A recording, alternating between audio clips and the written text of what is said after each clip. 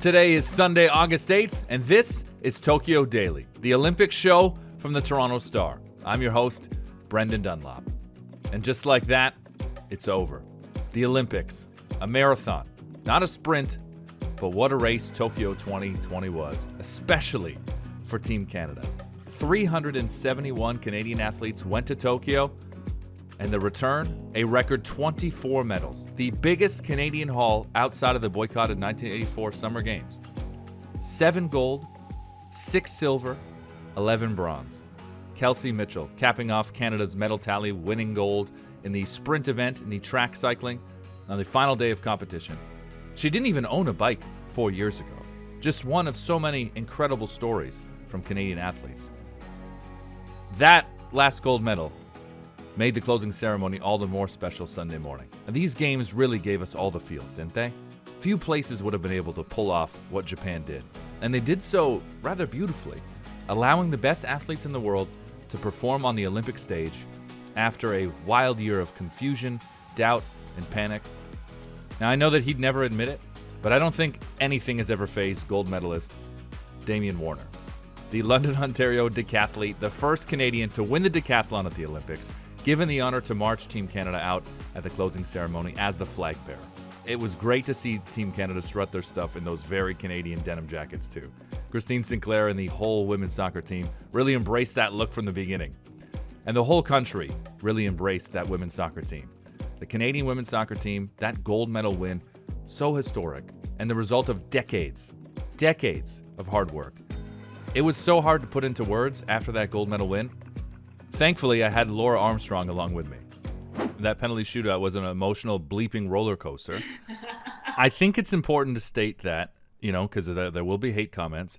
We are journalists, you considerably more credible than I, but we are passionate and invested in the sport of soccer because we love it. And it's not homerism, but celebrating the moment and recognizing the moment and seeing how the world recognizes this moment as well, that, Christine Sinclair is one of the all-time greats of the game, not the women's game, the game, and how important it is that she, on that resume, has, the highest honor, one of the highest honors in all of soccer, certainly in the women's game. That is incredible. From Abby Wambach's tweet to just seeing the reaction all around. Obviously, this team went to Tokyo with a collective goal of changing the color of the medal and winning gold for Sinclair in what is likely her last Olympics, but who knows? Paris is just 3 years away. To see them do it, she wasn't on the pitch for the penalty shootout, but just to see what it meant for everybody there. If you love Canadian soccer, if you've been to a game before, if you have a child that plays in it, this was a moment for everybody to share and take part in, and we haven't had those in this country.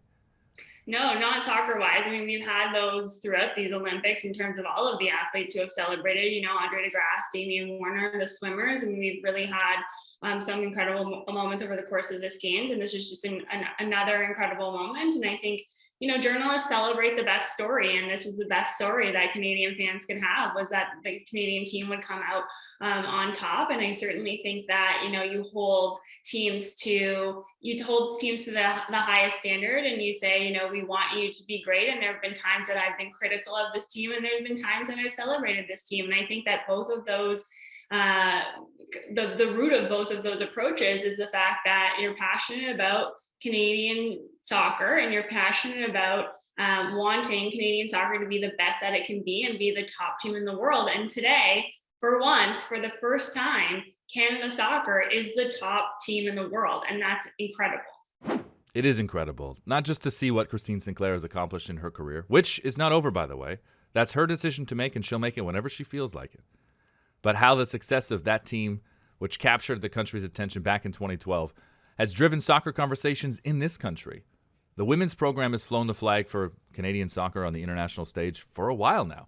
This gold medal win will continue to further conversations about soccer, about pay equity in sports, and the need for a professional women's league in Canada. One of the great things about doing this show was getting to have conversations with Olympians.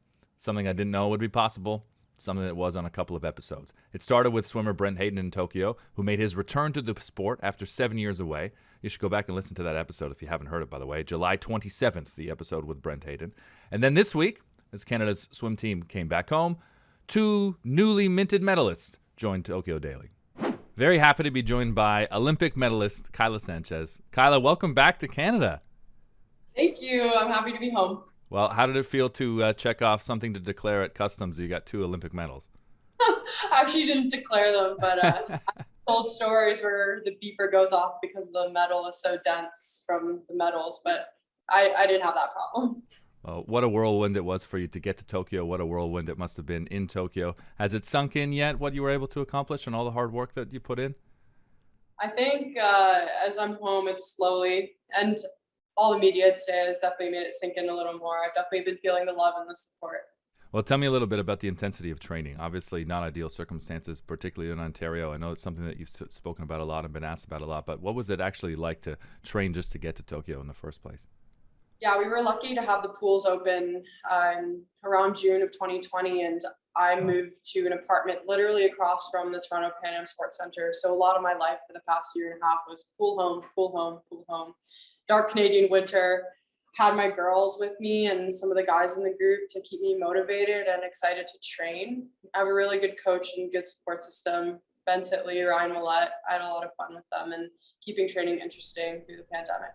It's very clear that you women are so close. How important is that chemistry when you're, training for Olympic Games in general, but training for the Olympic Games in which, this process was just kind of unpredictable and unlike anything anyone has ever been through? It's definitely important. I think at this point, they are my second family, and not a lot of countries have that dynamic. And I think there's something extra to swimming a relay with people that you truly love and want to do your best for. And especially since, training with them every single day for the past little bit, you've gotten to know each other so much, and you've just gotten to this point where all you can do is just do your best. And what Canada's swim team did was pretty incredible. 6 medals in the pool from a nation that spent more time out of the water than any nation at the Olympic Games because of the pandemic. Kyla and Taylor Ruck, who was also on that episode of Tokyo Daily, came home with a silver and a bronze medal each. Women start at these games, especially Canadian women. But women at these games had the spotlight, not just on the field of play, of course, in groundbreaking ways. Simone Biles, her decision to withdraw from competition and prioritize her mental health. It's one of the biggest standout stories from these games. Bruce Arthur, one of 3 Toronto Star writers, writing stories on the ground in Tokyo. He was in the arena when Simone Biles returned to competition. I've always enjoyed reading Bruce and getting his perspective, and I really appreciated him making time very late at night after a very long day to talk to me. Very happy to go back to Tokyo and speak with Bruce Arthur from the Toronto Star. Bruce, it's been 12 days since we last spoke. How you feeling in Tokyo? One of my favorite games, the Olympics, is you ask people who are like general assignment people, what'd you do yesterday? Yeah. And this is about the face they give you. They just kind of go, I don't know. Most people do anyway. Every day's a lifetime here. It's the greatest thing in the world to cover, and it takes a lot. Yes, it does. Well, you've put out some great work. I've read all your columns on the Toronto Star, on thestar.com. It's been incredible. I look forward to the Simone Biles column because that you were at the gymnastics to see her back on the beam today. Yeah, and it was really interesting because she didn't know if she was going to do this. Yeah. The twisties, which I did not know because I'm not a gymnastics guy, is basically you're in the air and then your brain and your body don't talk. And a lot of people have written about it, but like with someone like Simone Biles, and really with any elite gymnast, you could really hurt yourself, like anywhere from a broken leg or a sprained ankle to a broken neck. And it usually takes time to reset that. But the thing is, the beam doesn't require twisting. And so she just simplified her dismount and was medically cleared after, like, she had panic attacks, she said this week. She was really scared that she wasn't going to be able to come back. And then so she did it. And she finished third. 2 Chinese gymnasts finished first and second. They're masters of the beam. And Biles was thrilled. And the only sad thing day 12. Sad part about it for Canada is that Ellie Black was sitting third, despite the fact that she was competing with a sprained ankle that she had re-sprained a week ago. And she had to simplify her dismount too. And for both of them, there was something in common about this because Black didn't know if she could go either. Like, it was just days ago she thought she could do this. And for her, she's 25. Biles is 24. This could be their last Olympics. Black's done, this is their 3rd Olympics. And it was really, gymnastics is a hard sport. It is a brutal sport beyond just the athleticism of it. all the Larry Nassar stuff and everything like that. And that was tough for both of them. That was some tough stuff. And Ellie Black finishing fourth, that's the highest a Canadian woman's ever finished in any gymnastics event. And for Biles, I think that was one of the triumphs of her career.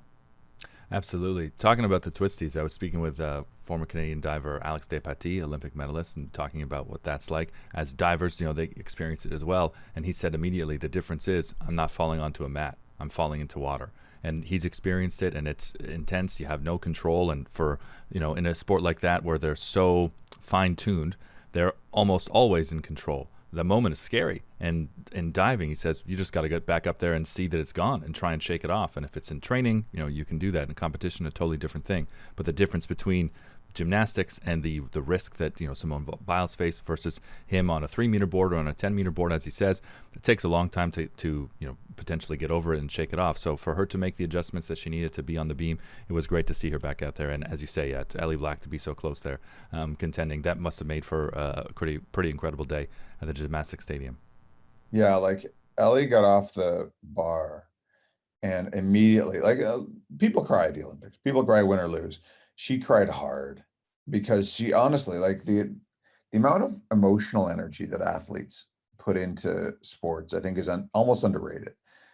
With the Olympics, it's stored up emotional energy, right? This is a 5-year cycle.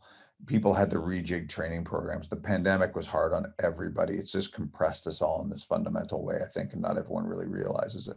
Yeah. And so Simone Biles, her voice caught twice in the probably 15 minutes she talked to the media. And one is just, she said, when I was cleared for the beam, and it meant that much to her. That nearly made her cry. And the other is that she said she was going to start taking care of herself and not sweep it under the rug. She's become the face of kind of mental health in sports at this Olympics because she's one of the biggest stars in the world, and she pulled herself out of a competition in the middle of it because she just couldn't do it. That was an interesting thing to hear her say. And so it was a really interesting night. I don't cover a lot of gymnastics. I don't get to do it very often. It's a fascinating, hard, difficult sport. And I hope people appreciate that. I hope people appreciate it too. It is incredible to watch on TV. It's an amazing television sport, certainly. What's it like in the mix zone? Not just today at the Gymnastics Center, but obviously in these COVID Olympics. What have those mix zones been like? Epidemiologically hilarious is how Okay. I would put it. So the funniest mix zone is a track. And most mix zones now, usually in a mix zone, it's a sea of humanity. You're separated by barricades between you and the athletes. Everyone's reaching over. It's like the Usain Bolt mix zone at the 2016 Olympics was like being, the pictures you're seeing out of Lollapalooza. It was like that. So what they're doing is they're giving tickets. So you get a ticket to get into the mix zone. And so there's a limited number of people in there. But the thing is, people still cluster because you kind of have to. Still crowd. You put your recorders on a tray and someone holds it up next to the athlete because they're 6 feet away. A track, so you're in, and this is what I was watching. Here's a fence, and here's a bunch of Chinese media because they're talking to the sprinter. And there's probably 15 Chinese media in there. And here's another fence, which is the other end of the mix zone. There's probably 40 Chinese media. They are outside the mix zone. They are clustered as closely together as the ones inside the mix zone, which, by the way, is an outdoor mix zone in terms of ventilation. COVID is not conducive to the Olympics. The fact there have been so few positive tests in the bubble is honestly surprising. I really didn't think that was going to happen. I guess fewer people have broken the rules than could have. But we weren't allowed on public transit for the first 14 days. You're not supposed to go into restaurants, even though I think some people have. So it's been a really weird Olympics, just a really strange one. And at the beginning, I said, I hope I'm happy to have done this. And I think that's probably still where I am. That mixed zone story was so interesting to me. Every media organization completely reworked how they would and could cover these Olympics. For Bruce, it was a return to sports after writing about COVID-19 for most of the pandemic.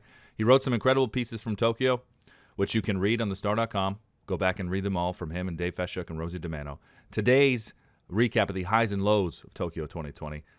A very on-brand headline for Bruce Arthur. The Tokyo Olympics did implode. That doesn't mean these games succeeded.